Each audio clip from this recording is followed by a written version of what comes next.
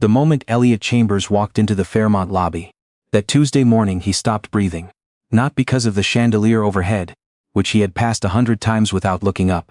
Not because of the hum of the morning crowd, the polished marble floors, the smell of fresh coffee drifting from the cafe near the entrance. He stopped because of the woman on her knees by the far pillar, scrubbing the baseboard with a cloth, her dark hair tied back under a blue cap, her uniform 2 sizes too big, and her belly unmistakably heartbreakingly round. He knew that posture. The way she tilted her head slightly to the left when she concentrated. The way her shoulders curved inward, like she was trying to make herself smaller than she was. He had not seen his wife in 7 months. 7 months earlier, Elliot had come home to a house that smelled like dinner had been started and abandoned. There was a pot on the stove with water in it, never boiled. Her coat was gone, her keys were on the counter. Just the keys, not on the hook where she always left them, but placed deliberately in the center of the kitchen counter like a period at the end of a sentence. He told himself she needed space. That was what his mother had said. Nadia has always been sensitive. Helena Chambers said that same night, sitting across from him in his living room with a cup of tea she had made herself without asking. She needs time to process things, give her a week. He had given her 7 months. Not because he believed she was fine. He had known from the second night, when the silence in the house stopped feeling temporary and started feeling permanent, that something was very wrong. But Helena had managed the situation the way she managed everything in his life. With confidence, with calm, and with just enough information to keep him from looking too hard. She called. Helena told him 3 weeks in. She said she's staying with a friend. She asked for privacy. He believed her. That was the thing he could not forgive himself for. Even now, standing in the lobby of the Fairmont Chateau Laurier with his chest caving in. He had believed his mother over the silence of his own home. Elliot Chambers was 41 years old, the managing partner of Chambers Realty Group, and the kind of man who prided himself on making good decisions. He had taken his father's mid-sized real estate firm and tripled it in a decade. He read contracts carefully. He trusted data over instinct. He did not make emotional choices, except that he had made one 8 years ago, when he met Nadia at a fundraiser for the Ottawa Children's Hospital, and spent the entire evening talking to her about architecture instead of networking the way he was supposed to. She had laughed at something he said. Not politely but genuinely, the kind of laugh that embarrasses itself, and he had thought, this is the woman I am going to spend my life with. He had been right about that. He had been wrong about almost everything else. He had been wrong to let his mother move into the guest suite, just for the winter after his father passed. Wrong to let her opinion matter more than Nadia's comfort. Wrong to dismiss what Nadia told him. Quietly, carefully, always carefully, about the way Helena spoke to her when he wasn't in the room. Wrong to say, more than once, she doesn't mean it that way, that's just how she is. He had been so profoundly, catastrophically wrong. And now he was standing 15 meters away from his pregnant wife, who was on her knees scrubbing a baseboard in a hotel uniform, and she had not looked up. He did not walk toward her right away. He stood there long enough that his assistant who had been walking beside him stopped and looked back. Mr. Chambers? Your 9 o'clock is cancel it, Elliot said. I'm sorry? Cancel the 9 o'clock, cancel everything this morning. He didn't wait for a response. He moved toward her slowly. The way you move toward something you are afraid of startling. And when he was close enough that she would have heard his footsteps on the marble, she went still. She didn't look up. She kept her cloth against the baseboard and she went completely still, the way an animal does when it hopes it hasn't been seen. Nadia, he said, her shoulders moved, a small, controlled exhale. Nadia. His voice came out wrong, too tight, too low. Please look at me. She sat back on her heels and looked up at him. She looked tired. Not the tired of a bad night's sleep, but the tired of months. The kind that settles into the skin and doesn't move. There were shadows under her eyes he hadn't seen before. Her face was thinner, which was strange against the fullness of her pregnancy, and it made her look both younger and older at the same time. But her eyes were steady. That was the first thing he noticed, whatever he had been expecting. Tears, or collapse, or relief. What he got was steadiness. She looked at him the way someone looks at a problem they have already thought through.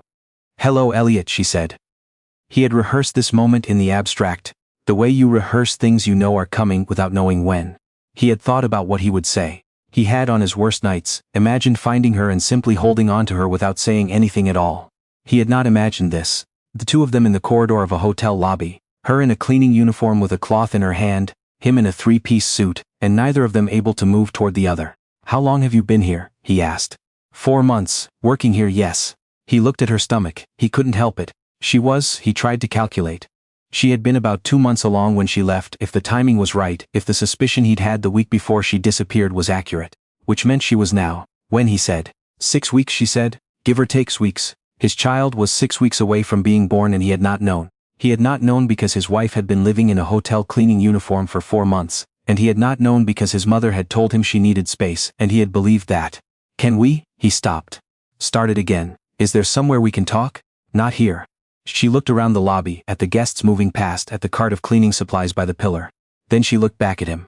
I have a break in 20 minutes, she said. There's a staff room on the second floor. It was the most formal thing she had ever said to him. I'll wait, he said. He waited by the elevator bank, and the 20 minutes were the longest of his life. He watched her finish section of baseboard, collect her supplies, exchange a word with a colleague who gave Elliot a sharp, assessing look before moving on. He watched Nadia move with a steadiness that he recognized as something she had built for herself in the months she'd been gone. A kind of self-possession that hadn't been there before, or that had been there and he hadn't noticed. She had always been capable. He had always known that, academically. She had run a small interior design studio when they met, had built it herself from nothing, had given it up gradually. Not all at once, not in any single conversation he could point to, but in the accumulation of 1,000 small moments in which Helena had needed something, or the house had needed something, or Elliot's schedule had needed something, and Nadia had been the one who adjusted. He hadn't asked her to. He had never asked her to. But he had let it happen, which was the same thing. He pressed the elevator button and thought about the night. 2 years ago, when Nadia had told him she wanted to open the studio again. She had sat across from him at the kitchen table with her laptop open, and her notes spread out, and she had been nervous in a way she usually wasn't. Animated, careful, watching his face. He had said, let's talk about it after the Rideau project closes. The Rideau project had closed 8 months later. They never talked about it. The staff room was small and fluorescent lit, with a round table and 4 chairs and a counter with a coffee machine that had seen better days. Nadia sat down and poured herself a glass of water from a jug on the counter, and Elliot sat across from her and tried to figure out where to start. I looked for you, he said. I know, I hired someone, a private investigator. Elliot stopped. He couldn't find you. I used my grandmother's maiden name, she said, for the work permit here. I didn't want to be found. The simplicity of it, the practicality, was almost worse than anger would have been. She had thought it through, she had planned. Why, he said. And then, because that was too small a question for everything it was trying to hold. Why didn't you call me? Why didn't you just tell me what was happening? Nadia set down her glass. I told you, she said. I told you for 3 years. The room was very quiet. I told you what your mother said to me when you weren't there. I told you what it felt like to live in my own house and feel like a guest. I told you that she went through my phone while I was in the shower. I told you that she told me, twice, that you had been planning to break up with me before we got engaged and that you had only married me because of social pressure. Her voice didn't waver. You said she didn't mean it that way. You said that was just how she was. Elliot did not say anything. When I found out I was pregnant, Nadia continued, I told myself it would change things, that you would finally see, that having a baby would make it real for you, make her behavior real, because it wouldn't just be me saying it anymore. She looked at her water glass. And then I told your mother before I told you, because she was in the kitchen when I got home and you weren't there yet. And she congratulated me. She hugged me, she cried. And I thought, maybe this changes things. She paused. 3 days later she sat me down and told me she'd been looking into my background and she had some concerns. About my family's financial history. About whether I was stable enough for the responsibility of raising a Chambers child. Nadia's voice was flat now, the way voices get when the pain has been processed so many times it has worn smooth. She said it with a cup of tea in her hand and a smile on her face. And I thought about calling you. And I thought about what you would say. Nadia, you would have said she didn't mean it that way. She looked at him. That's not a criticism. It's just what you would have said. It's what you always said. And I was 7 weeks pregnant, and I was sitting across from a woman who was telling me I wasn't good enough to raise my own child, and I thought, I cannot do this for the next 18 years. I cannot keep telling you and having you not believe me, so I left. Elliot put his hands flat on the table. He needed something solid. She told me you called, he said. She told me you said you needed privacy, that you were staying with a friend. Nadia looked at him for a long moment. I never called, she said. The thing about a lie you've been told by someone you love is that when you discover it, there's a strange doubling that happens. You feel the lie and you feel the years you spent, not knowing it was a lie, both at the same time. And they are different griefs that sit on top of each other without combining. Elliot sat with that for a moment. He thought about Helena, who had moved into his guest suite, just for the winter and had now been there for 2 years. Who made herself cups of tea in his kitchen and sat in his living room, and had for 7 months been telling him that his wife, who had taken a job as a hotel cleaner to protect their child, had simply needed space. He thought about what it meant that he had believed that. He thought about who he had been in this marriage. Not the version of himself he had imagined he was, the capable man, the provider, the partner, but the actual version. The one who said that's just how she is. The one who let his mother move into the house and never asked his wife how it felt. The one who had said, "Let's talk about it after the Rito project," and then never talked about it. The one who had been so confident in his own judgment that the idea of being deceived by his own mother had never, not once, seriously occurred to him. "I'm sorry," he said. It came out quiet, which was right, because it was not the kind of apology that could afford to be loud. "I know I've said that before," he said. "I know it doesn't." He stopped. "I'm not asking you to forgive me right now. I'm not asking you to come home. I just want you to know that I understand what I did. Not what she did. What I did." Nadia looked at him. "I let her treat you that way," he said. "I let it go on because it was easier to believe she didn't mean it than to have the conversation with her that I should have had a long time ago. And you paid for that. You paid for it and our child paid for it." He looked at her stomach and something tore open in his chest. "I should have protected you. I should have seen it a long time ago." The fluorescent light hummed above them. "You're staying here?" he said. "In the hotel?" "In a room they rent to staff," she said. "It's fine, it's clean." His wife was living in a staff room in a hotel she was cleaning, 6 weeks from giving birth to his child.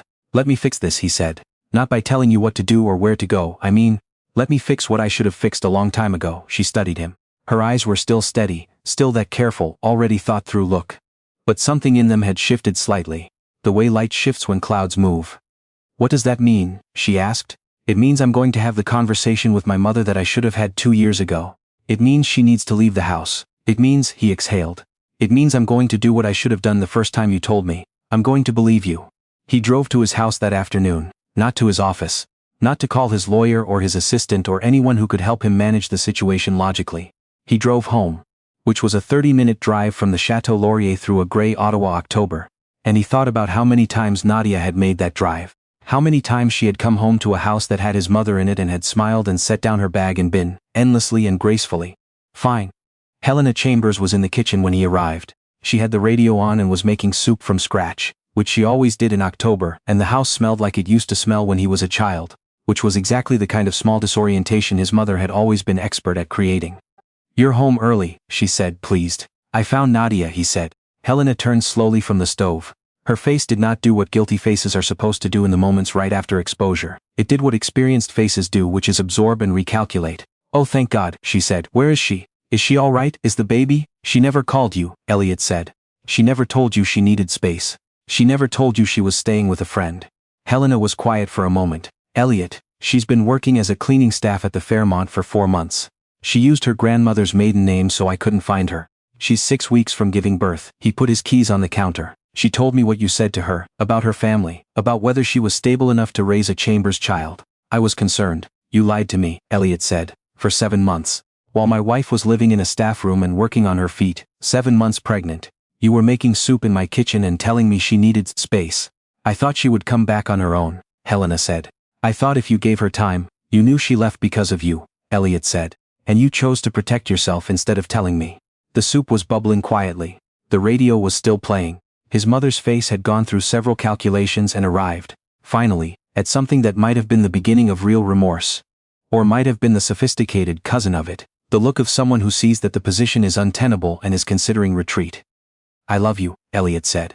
"You're my mother. Nothing about this changes that." He kept his voice steady, because he had learned steadiness from watching his wife use it. "But you cannot stay here anymore. I need you to make arrangements, and I need you to give me back the key." Helena looked at him for a long time. Then she set down her spoon and turned off the burner. He went back to the chateau that evening. He didn't call ahead. He sat in the lobby, which he realized now was its own strange kind of symmetry. Him waiting in a hotel lobby, which was where he had spent the morning discovering how badly he had failed. And he waited until Nadia's shift ended. She came through the staff door at 6:15, still in her uniform, her cap in her hand. She stopped when she saw. He stood up. "She's leaving the house," he said. "I told her this afternoon. She's making arrangements." Nadia looked at him from across the lobby. "I'm not asking you to come home tonight," he said. "Or this week or on any kind of timeline. I'm not asking you to do anything. I just wanted you to know that I did it. Because I said I would, and I wanted you to see that I meant it." She walked toward him, slowly, and when she reached him she stopped about a foot away and looked at him with those careful, already thinking eyes. "I need you to keep meaning it," she said. "Not just today. Not just because you found me." "I know," he said. "I need you to mean it when it's hard, when she calls you and you feel guilty, when she cries because she will cry and you'll want to go back on it because you hate seeing her cry. I know. I need it to be real this time, Elliot." "It is," he said. And then, because he had spent enough of his marriage saying the right things without carrying them, "Tell me what real looks like to you. Tell me what you need. I'm going to write it down." Something moved across her face. Not the dramatic collapse of relief, not the sudden dissolution of 7 months of pain. Something quieter, the first careful movement of a door that has been shut for a long time, opened a crack, to check whether the air on the other side is safe to breathe. She didn't say anything for a moment, then she said, "Buy me dinner. Somewhere nice, not business nice, somewhere I actually want to go. And listen. Just listen to everything I should have said a long time ago, and don't defend her and don't explain her, just listen." "Okay," Elliot said. "And tomorrow," she said, "bring me a box of the good tea from the kitchen. The Darjeeling. She doesn't know about it. I hid it in the back of the pantry so she wouldn't drink it all." He laughed. It surprised him. The sudden, involuntary quality of it, the way it broke through the weight of the afternoon. And Nadia looked at him, startled, and then laughed too, quietly, the same embarrassing laugh he had fallen in love with at a fundraiser when he was 33 years old. "Okay," he said again. 3 weeks later, Helena Chambers moved into a 2-bedroom apartment in Westboro. It was a nice apartment. Elliot made sure of that, because she was still his mother and the point was not punishment. But it was hers with her key, and the key to his house stayed with him. 6 weeks after that, on a Thursday morning in November, Nadia went into labor at the Ottawa General Hospital. Elliot was there, had been there the entire time, which was not remarkable, except that it was the first thing in a long time that he had simply done without needing to be asked.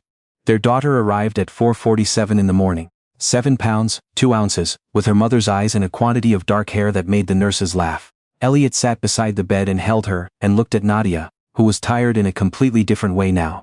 The bone deep, just arrived somewhere tired, the tired that has a future in it. And thought about all the ways a person can be asleep in their own life without knowing it. He thought about marble floors and fluorescent staff rooms, and a pot on the stove with water that was never boiled. He thought about how many times his wife had said that's just how she is, so he wouldn't have to. How many times she had made herself smaller. How many times she had waited for him to simply pay attention. "What do you want to name her?" Nadia said. He looked at their daughter. She had her eyes closed, fists curled, entirely certain of her own existence in a way that seemed absolutely right. "Whatever you want," he said, "it's your call." Nadia looked at him. He could see she was checking, the careful, already thinking look to see if he meant it. "June," she said. He thought about it for exactly the amount of time it took to know it was right. "June," he said. Outside the hospital window, Ottawa was going about its early morning in the dark, and inside the room it was very quiet. And June Chambers slept in her father's arms like someone who had already decided she trusted the world. Or at least this small, recovered, imperfect corner of it. Enough to rest.